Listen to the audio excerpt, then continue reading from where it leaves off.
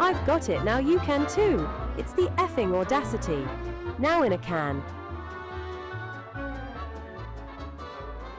Hello, my name is Renee Maxine Haas, and this is the effing audacity.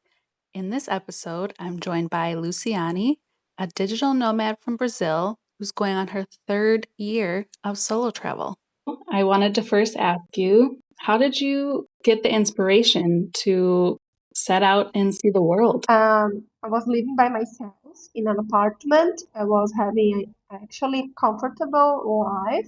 1 block from the beach, I could see the beach from my window, giving classes remotely, so flexibility, close to my parents, but life was too comfortable. And I think that in those moments, when you don't have challenges, you feel the life in another way. So I wanted to challenge myself. I wanted to, I don't know, give another meaning to my life, to feel that I was enjoying more my life as I am young. So then, in the pandemic time, I started searching about ways to travel, and I came across this word, digital nomad, and it was fantastic because before that I didn't know that it was possible. It didn't catch my attention. So then when I realized that, oh, okay, it's possible to travel, but also travel with my computer and keep my routine, keep my lifestyle. I don't need to sell my things on the beach, and I don't need to have this rustic lifestyle that doesn't fit with my profile. So then I started studying about it and planning how would it be. And in 2023, in July, I officially became a digital nomad. I sold my things. I started a completely new life in Europe. At the beginning, it was just a try. Oh, 1 year. Let's go 1 year and see how it goes. And I had a day to go back to Brazil. And I said, okay, I'm going to do this until July and see how it is. And I end up enjoying it. This is how it started. I wanted to give another meaning to my life. I think we often find people who do the things like we do, that there is this inner calling or this spark of inspiration, and we just have to go for it. In my mind, it was too far away, this dream, and it was impossible. I remember when I started searching for it, and I, oh my God, I need to have lots of money, I need to have this, I need to have that. And until this be real, I couldn't believe this was possible because it was just in my mind. So then when I said, okay, the only way that I will know if this kind of lifestyle is for me is starting. And this was what I did.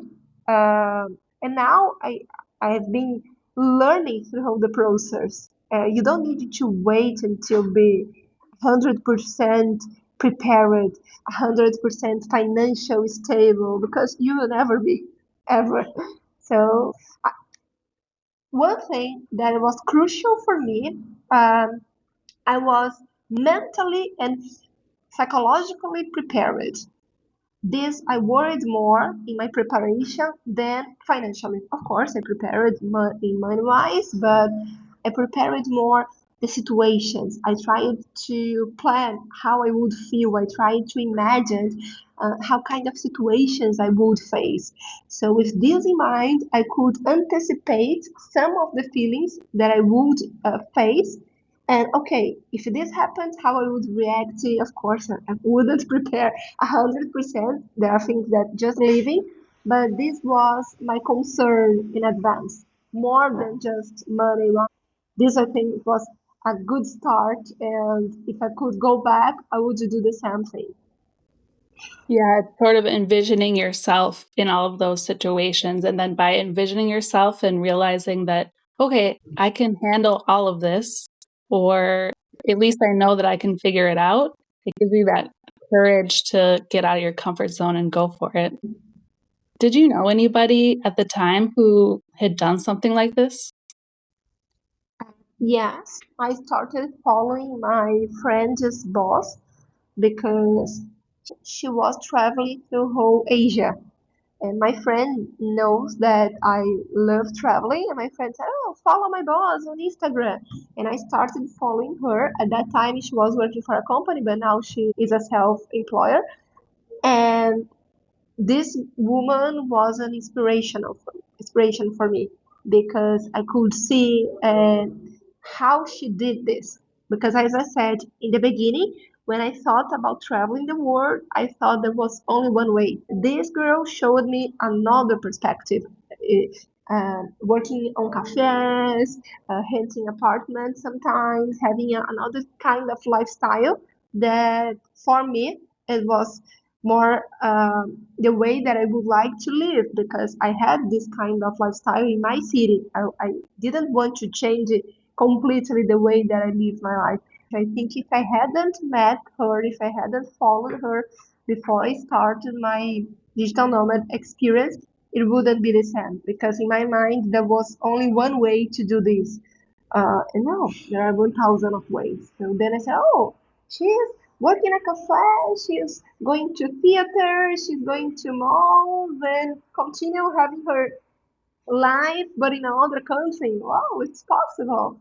And you've been teaching English as a digital nomad to continue to fund your adventures.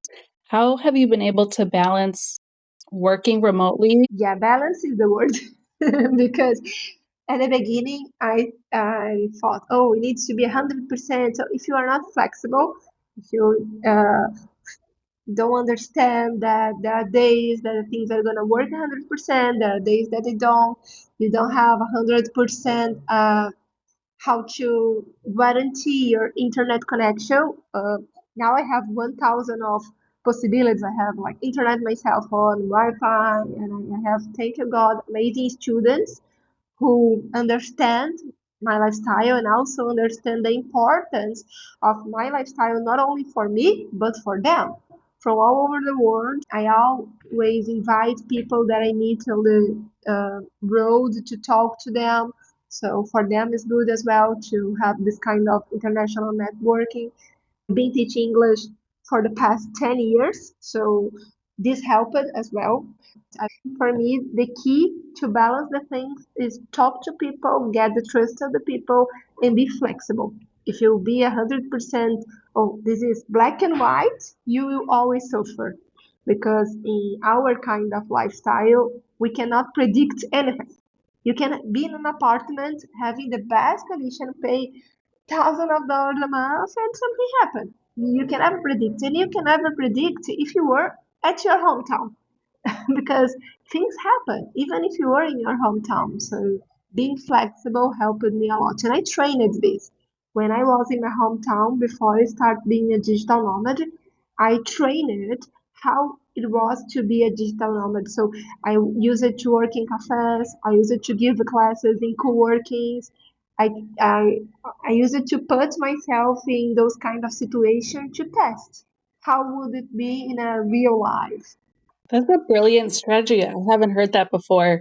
Before you go out, if you're thinking about doing something like this, try it out as if you were traveling, but having that safety net of, okay, you're not actually doing it yet. And then you can learn so much about what works, what doesn't work, what technology you need, how you become adaptable. Yeah, and do it in a city nearby yours. For example, I am from Santos, which is the coast of São Paulo in Brazil, and I use it to travel to São Paulo just to pretend that I was a digital nomad, spend a couple of days in a hostel. Just okay, do I like hostels? Do I like how do I handle with people? How do I handle with noise? So I use it to travel to Rio or to São Paulo and test. My recommendation to people is test in a comfort zone before go out to your comfort zone. So no, trying to simulate. I think this is the key point. Simulate as much as you can the reality you wanna live in anything in life, anything. Okay, I wanna start a new business. You don't need to start 100% formal. No, start an Instagram page. You start selling a small thing. You start, in a drafting, the way that you have, with the conditions that you have. Then you test. Then you invest more time, more money. So test. That's so brilliant. And you said something interesting about comfort zone and testing that out. And I'm curious for you, when you started traveling, what did you find the most out of your comfort zone? Yeah. In my case, there are things that I know people feel only after 1 year, and I felt in the first week. I remember when I arrived in Albania, my first week was the worst ever. I felt lonely. I felt guilt. I felt many things that, oh my God, what I'm doing. And, many people feel this after 3 months, 4 months, because the first week they are enjoying. In my case, was the first week. The first week, because my journey started in a family Euro trip. We went to Europe 15 days on a crazy road trip. Then my parents and my sister came back to Brazil and I continued and I started my digital nomad journey. And then I was there alone and then I was, okay, this is real. This is actually happening. Oh my God, what I did. Is it true? Is it not? So all those feelings were at the same time in the first week trying to figure out what was doing. So this was the worst moment in all these last 2 years. So this was the worst part that I needed to learn, but also the most important. And how do you envision the future of travel looking like for you? Uh, in a short term, my intention is to stay longer. So I started traveling weekly, changing countries weekly. Then I changed it in each 15 days. Now I'm spending 1 month. So for next year, my intention is to stay 2 months, 3 months, step by step, increasing the amount of days that I spend in a place. I think we, as a travelers, I don't think we have this word forever because I cannot guarantee if I will stay forever in a country. But I do want to stay longer. I do want to choose a country to raise a family because I have these personal goals to raise a family. I think that's beautiful how you're doing what works for you the most in the now moment. You still have a vision of what your future, what you want that to look like, but you're taking the time for you to really explore and expand who you are. What do you feel like you've learned about yourself while traveling? Traveling for me accelerates the self-knowledge process in our life. We, as a human being, we have a process of self-knowledge mature. Some people more, uh, others, some people faster, others slower, but longer in life, you're gonna increase your self knowledge, become more mature.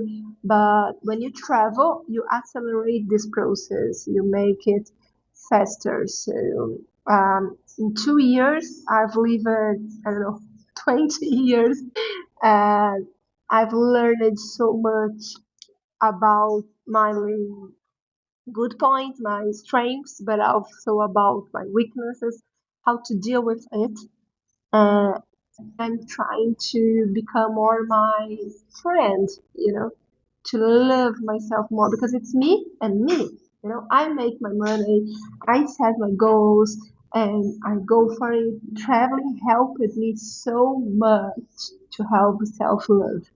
I think I wouldn't learn about self love the way that I learned it if it was not this experience about exploring, if it was not the experience about being 100% with myself.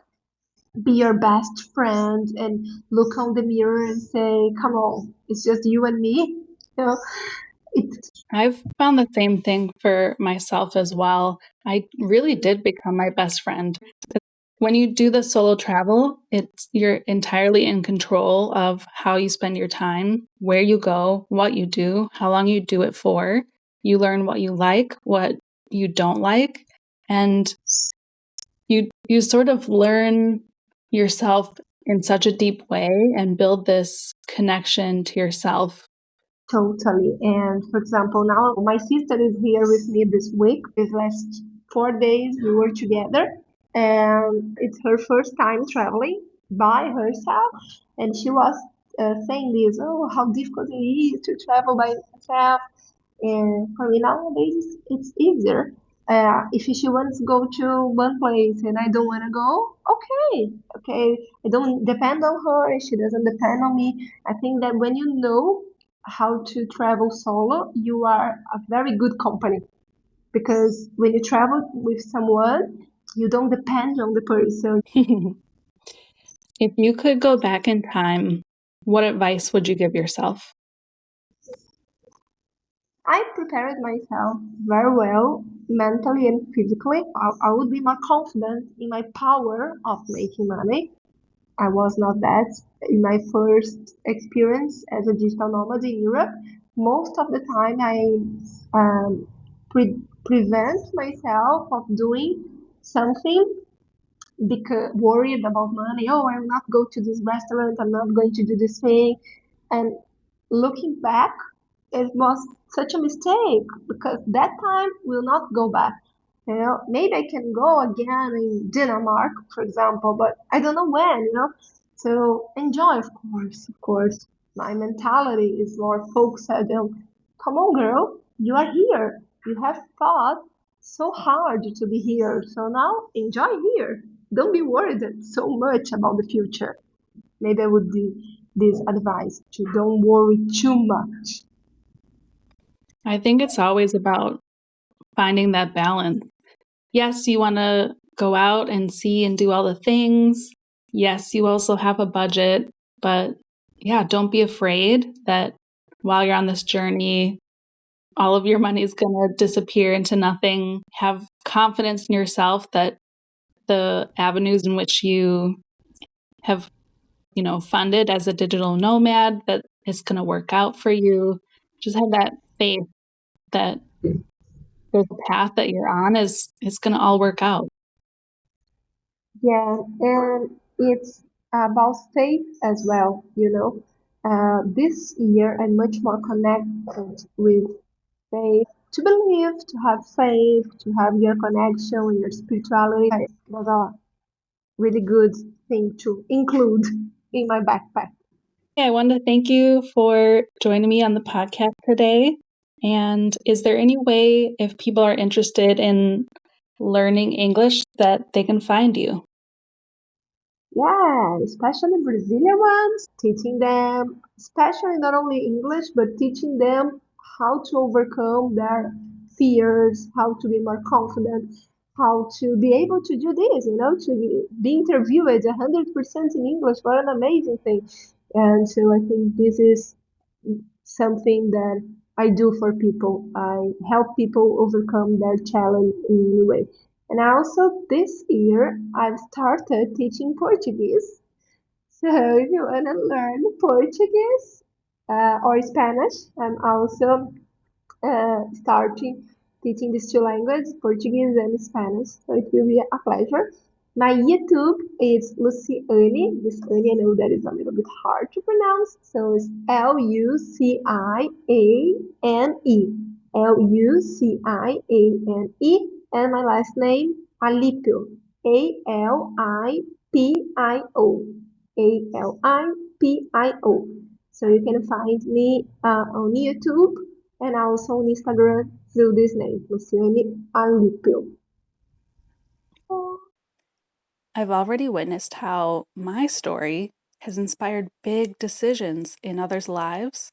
And by sharing this podcast, you're helping these messages reach those who are on the cusp of their next soul-driven journey.